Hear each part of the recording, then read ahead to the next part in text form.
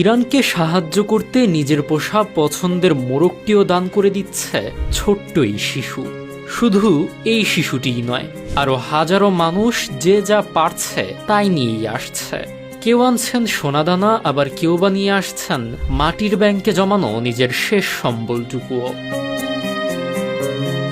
সম্প্রতি মধ্যপ্রাচ্যের চলমান সংঘাত ও উত্তেজনার কারণে চরম মানবিক সংকটে পড়েছে ইরান। আর এই যুদ্ধবিধ্বস্ত অঞ্চলের সাধারণ মানুষের সাহায্যে এভাবেই স্বতঃস্ফূর্তভাবে এগিয়ে এসেছেন ভারতের জম্মু কাশ্মীর, কার্গিল ও লাদাখ অঞ্চলের মানুষ।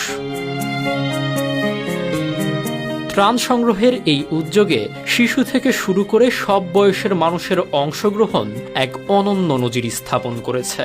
কার্গিলের একটি ত্রাণ তহবিলে এক গ্রামবাসীর দান করা একটি মোরগ নিলামে 1,25,000 রুপিতে বিক্রি হয়েছে।